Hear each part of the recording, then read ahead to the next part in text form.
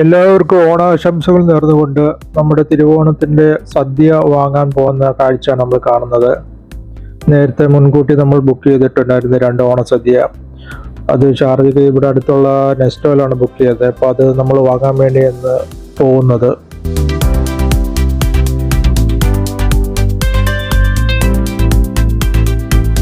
നാട്ടിലെ ഓരോ ഫെസ്റ്റിവലും ക്രിസ്മസ് ആയാലും ഓണമായാലും പ്രവാസികൾക്ക് സംബന്ധിച്ചാണെങ്കിലും ഡേയും നൈറ്റും ഡ്യൂട്ടി ഉള്ളവർ ഓരോ കാര്യങ്ങൾ അഡ്ജസ്റ്റ് ചെയ്തിട്ടുള്ള ഓരോ പ്രവാസികളും ഓരോ ആഘോഷങ്ങളിലും പങ്കെടുക്കുന്നത്. ഇപ്പം അങ്ങനെ ഞാൻ തന്നെ ഇപ്പം നൈറ്റ് ഡ്യൂട്ടി കഴിഞ്ഞിട്ടാണ് ഇപ്പം ഇറങ്ങുന്നത് ഈ ഓണസദ്യ മേടിക്കാനായിട്ട്.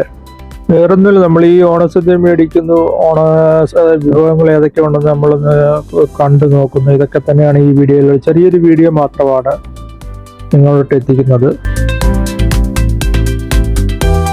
ഇപ്പം നമ്മൾ ഓണസദ്യ മേടിച്ച് തിരിച്ച് നമ്മൾ റൂമിലോട്ട് പോവുകയാണ്.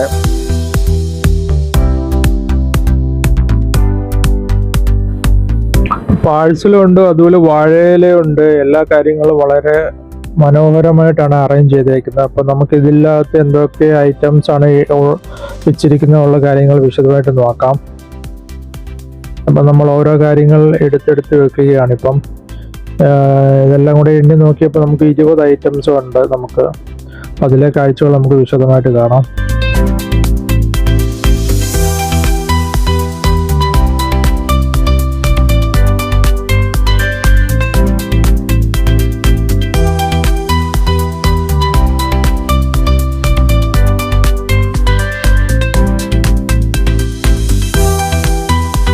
ആദ്യം തന്നെ ഉള്ളത് ചോറാണ്. അതുപോലെ അവിയലുണ്ട്, തോരനുണ്ട്, ക്യാബേജ് തോരനുണ്ട്, പച്ചടി, കിച്ചടി, അച്ചാറുകള്, പപ്പടം, അങ്ങനെ നിറയെ ഐറ്റംസ് ഉണ്ട്. പായസം തന്നെ 2 ടൈപ്പ് പായസമാണ് നമ്മൾ കണ്ടത്. പാലട പായസവും ഉണ്ട്, അടപ്രഥമനും ഉണ്ട്. അങ്ങനെ 2 ടൈപ്പുള്ള പായസമാണ് നമുക്ക് ഈ പ്രാവശ്യം ഉള്ളത്. തിരുവോണമായിട്ട് നിങ്ങളെല്ലാവരും ഫുഡ് കഴിച്ചെന്ന് വിശ്വസിക്കുന്നു. എൻ്റെ കുടുംബത്തിൻ്റെ ഭാഗത്ത് എല്ലാവർക്കും ഓണാശംസകൾ നേരുന്നുകൊള്ളുന്നു. ഇതൊരു ചെറിയ വീഡിയോ ആണ്.